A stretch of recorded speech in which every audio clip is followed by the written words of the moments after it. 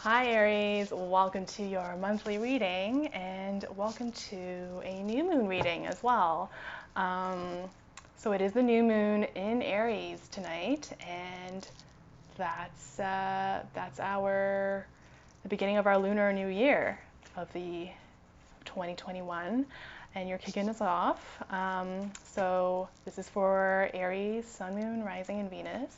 It is a general reading, so some meanings might be reversed. I'll do my best to give, a few different interpretations, but it might not resonate with all of you. So just take from it whatever will serve you best. And for a little more layered kind of meaning, don't forget to check your other placements. And if you are new here, please feel free to like, comment, and subscribe if anything does resonate or provide guidance. I would love to keep reading for you. All right, so Aries, we're going to get right into it and take a look at what is going on with Aries this month. What's the current energy? What is the overall energy for Aries?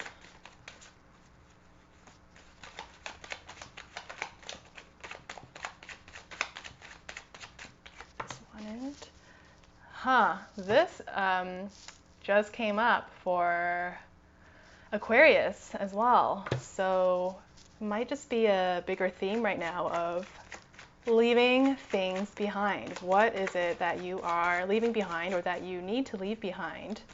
Um, Dude, this also three of Swords also came up for Aquarius. So I don't know, man. Is something happening between Aquarians and Aries? Like, is this the connection we're talking about that did not work out between the two of you signs? Um, that's too weird, man. That's too weird. So I guess we have our message there in terms of what the block is. The Sun and Four of Cups in reverse. Okay, tell me more about the Sun. There's some Leo energy there, so maybe you were dealing with a Leo. Tell me more about the Sun card. What do we need to know about the Sun?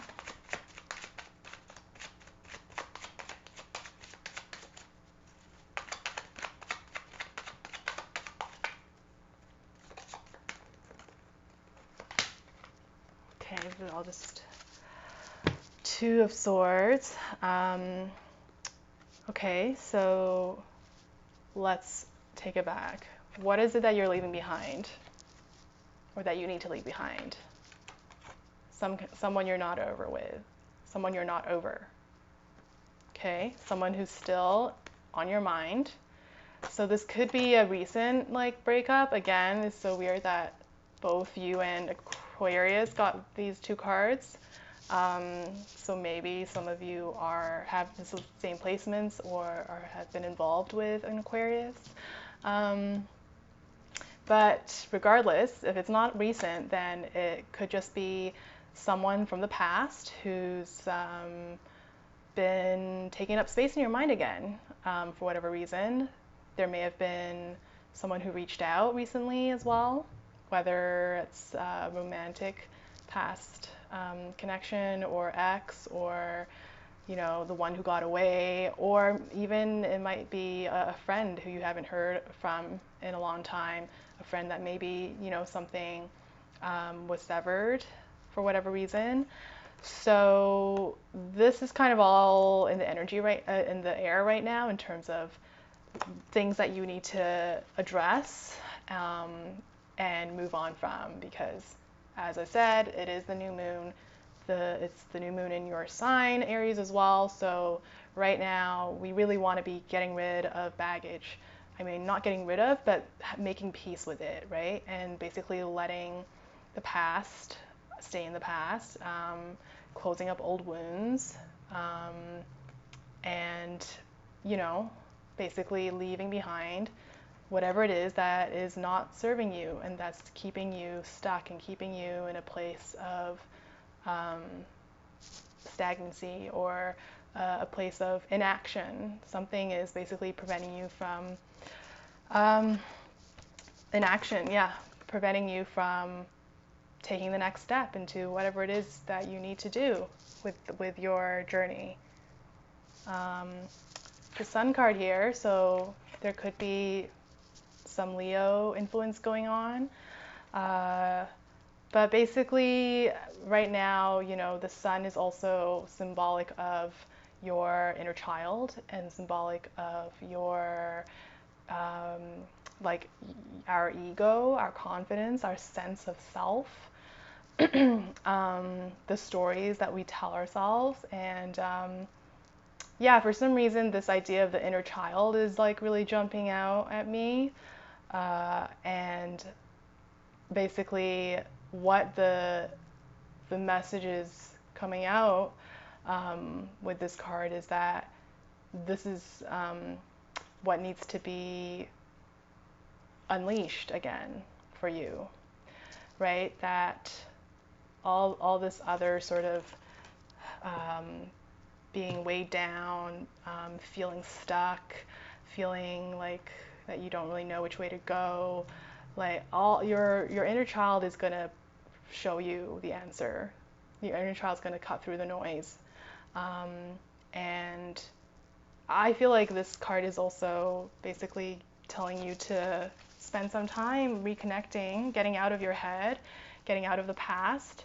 Again, just very similar energy to what I just told Aquarius about, but getting out of your head, your past, all of that sort of like heavy circular energy, and you know, coming up for air a little bit and basically being present again. And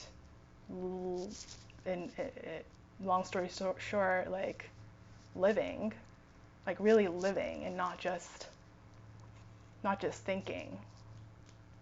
Being in your body, being out in nature, like reconnecting with your inner child and what you love to do as a child. Let's take a look at what's emerging, because I feel like that's sort of what we're talking about, like what the next step for you is and what's coming out. Queen of Cups. So yeah, being able to emotionally be in touch with your emotions again, and being able to find peace, inner peace. Again, we were saying all this stuff of leaving things behind. It's basically about finding that closure, even if closure is, I think, a bit of a myth, right? That it's impossible to really know all the answers or have all the answers, especially if it's involving someone else and trying to understand their actions or their thoughts, right? Like that's what can really like put you in this place of not being able to move forward, right, from whatever happened here. But it's basically about kind of putting the lid on it. Like after you've thought through everything and gone through everything, there's a time where, you know, even if things are still, even if there's still no closure and there's no real, there's no finality, you feel at a certain point you just kind of need to lay it to rest, and be able to come out of your shell, of your kind of rumination. What's the overall advice for Aries? What is the overall advice for Aries?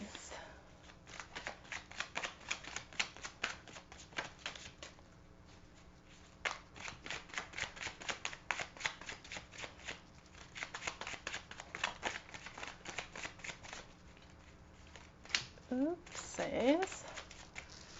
Okay, maybe, come on, what's the advice? What does Aries need to know as an advice. There we go. Ace of Wands. That's the energy we're looking for. That's where we want to go. Yes, reconnect with, again, this very similar, reconnecting with that inner fire, that inner passion. Your fire sign. So there it is. The advice is to take action on something.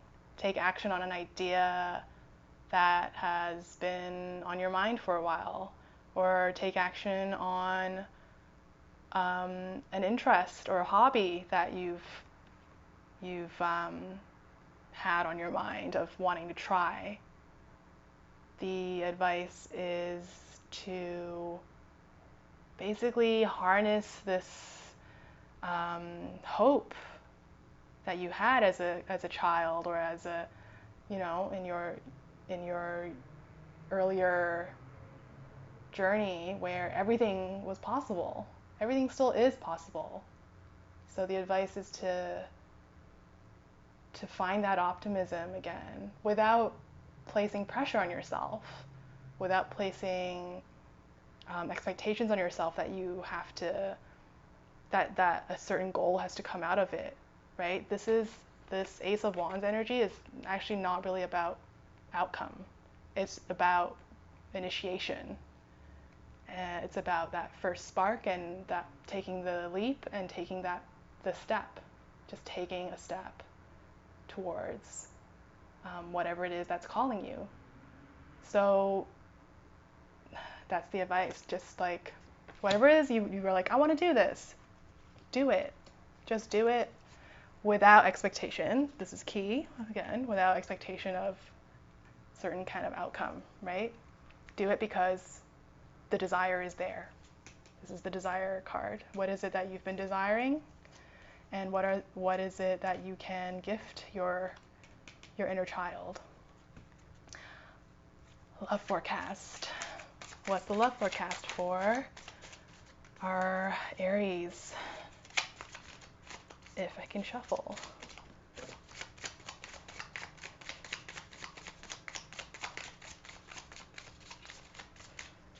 This Nine of Pentacles.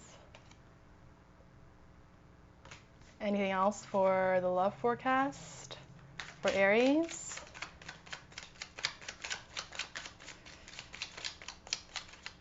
Actually, I think that's all we need, because again, look at the similar image here, right? This is like future you, or this is even present you, like, right? But these cards are in dialogue with each other.